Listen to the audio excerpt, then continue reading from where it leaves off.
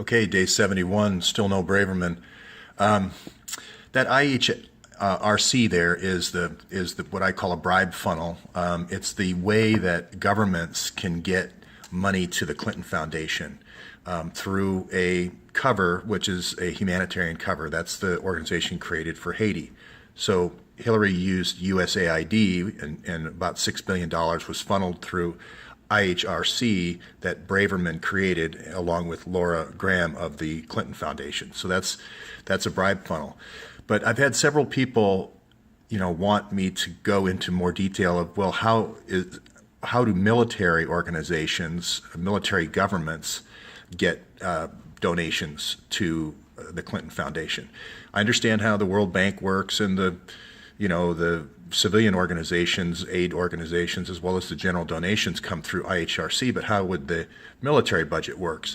And I'll show you how you do a bribe funnel. It's usually done through an arms program. You funnel it through an arms program like the F-35 program, or before that was the Joint Strike Fighter program, and then that's how you can get military money, both from the U.S. government, which is the largest military spender, as well as the NATO governments. Now, the reason why Hillary did so much with OTPOR and NATO, and I'll go into the guy who was just recently killed, is because in order to do these topples overseas, especially if you have ex-ambassadors that are your friends that know a lot about those countries, NATO is where those commands are centered. So the CENTCOM command in Tampa, Florida, you want people down there, which is where Petraeus worked.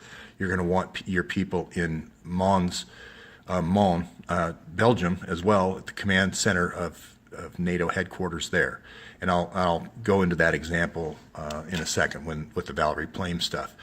A lot of people are kind of shocked, that I've been talking about the brownstone operations and how it kind of devolved to, kind of more, let's just call it sex kitten type work with Valerie Plame down to children. And basically, it's because of the extortion value of filming someone. A brownstone operation is another word, a CIA term for filming someone having sex with somebody they shouldn't be. And that the extortion value here, this is a devolving scale. The extortion value here with Epstein and the 40 kids over there in Little St. James Island is much greater than the intelligence or the extortion value of just an affair. And that's changed over time. So if you want to get into the theory of all this, which I really don't want to, but there's, the unitary executive theory, which is anything the government does by definition becomes legal. There's also the permanent government theory that Michael Hayden has that says there's a permanent government, which is us folks, the intelligence community, either State Department people or CIA people or FBI, and then they call it actually the transient government, which is the Obamas and so forth coming and going. So they actually call them transient. So the permanent, that's how people in this community, State Department, CIA community, think of themselves as the permanent government. So FBI, J. Edgar Hoover used to call himself the SOG, which is the seat of government. And he had people send him memos to the SOG. So anyway, you're going to find that Hillary early on, and I'm talking 1993, through George Tenet, with an office in the West Wing, this is when she's the first lady now, is going to be developing and cultivating these CIA relationships with Sid Blumenthal, who's going to be kind of like the journalist cover. He's going to be writing the cover stories. This is kind of how CNN plays this role now, but you can see that, he wrote a book about it, the Clinton Wars and so forth. So she's going to be the key architect with OTPOR that I showed on the previous page of a lot of these breakups of Yugoslavia, a lot of the wars. She inherited the war in Bosnia, but she actually was very much in a part of the planning of Kosovo and all the other breakups of Yugoslavia. So the way to do that is to get control using secret agents like Valerie Plame to basically do a brownstone operation or else just pillow talk, whatever, gather intelligence to control the situation. And you can see when Drumheller dies here, he's the head of European operations. Valerie Plame tweets out, kind of like, I miss my old boss, So this is the easy one. This is the Haiti bribe funnel. If you're a government, it's easy to get money through a charitable fund. And so it's a great cover.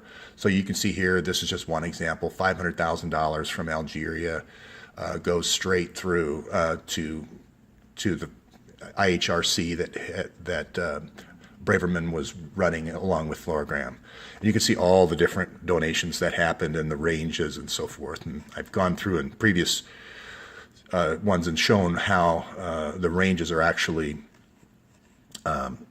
ways of hiding money as well. You can hide domestic donations. They can give 25 million, but they only can write down 10 million. You can funnel 15 of it through other people, like movie stars and stuff like that. But I'll go through that later, kind of what that cover is.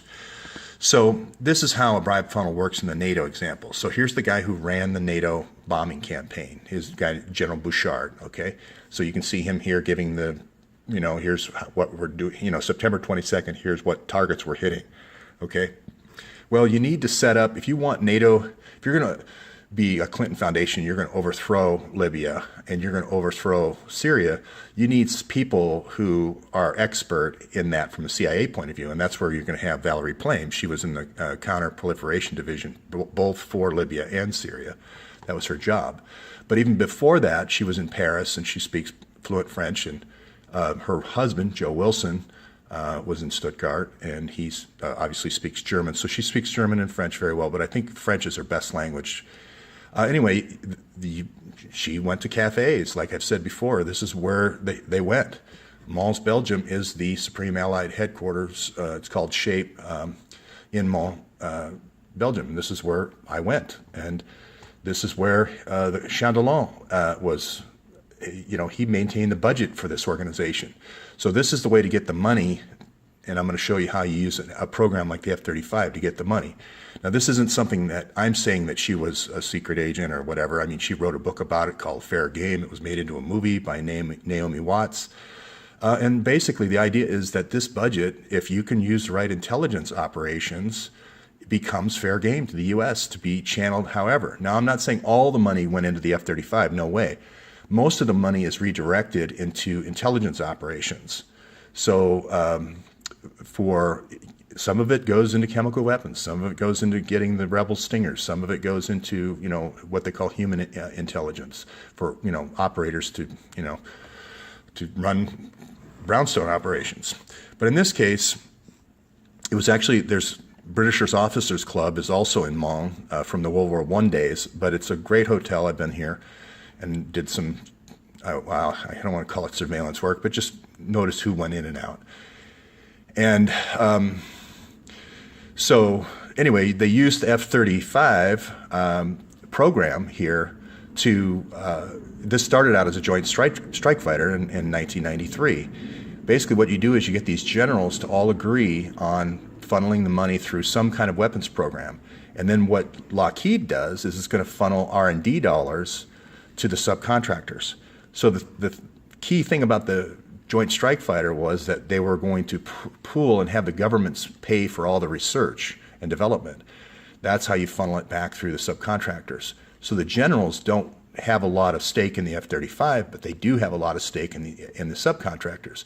This is why Comey's at Lockheed for 5 years to get the his folks lined up with the subcontractors. This is how the money is funneled back.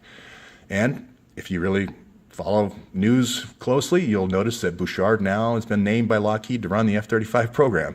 He's been working with this and Valerie Plame since 1993. So check your calendars for when she was in Brussels. She was based in Brussels for a while, and she was also did a lot of work in Paris, and you're going to find a lot of work that she did in Mons, France. And, if you read her book, she's quite open and honest about, she used her sexuality to get information. She was extremely effective covert agent.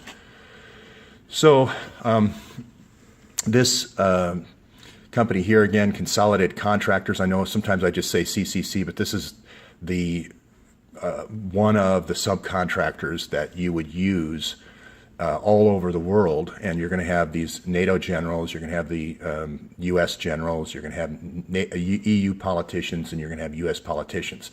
And this is going to be your group of 1,100 hidden donors that don't want to be named. And so that's why I keep pointing out CCC.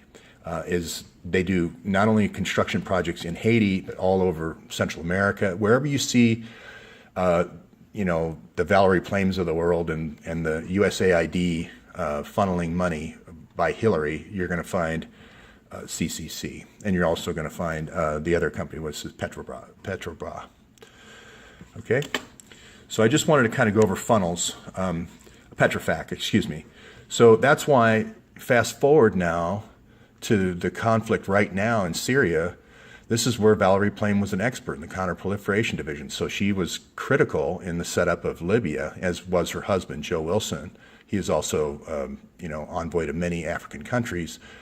But that's why this guy who runs CCC, who inherited it from his dad, that's why he is the front organization for this human rights organization. It gives him a front to go around and basically cover stories, talking about how horrible Assad is and how horrible Putin is. And in actual fact, as Ava Bartlett correctly pointed out, these white helmets are the people that are taking the kids and to Kuwait and UAE and to becoming this kind of sex slaves for these Middle Eastern guys. So it's very tightly wound. It's not too complicated. I know it seems complicated that they need a second kind of funnel for NATO and the NATO generals to get military budget, but they need to because they need a cover. So I think I'll probably leave it there and just I can talk about the cell phones and how the cell phones kind of creates a fleet management, or where all your operatives are. So you're going to see. In Europe, for instance, you're going to see all the cell phone companies like Ericsson and Vodafone and, a lot of the Scandinavian countries that initially made the mark into Europe with high market share. That's going to be your CIA supported.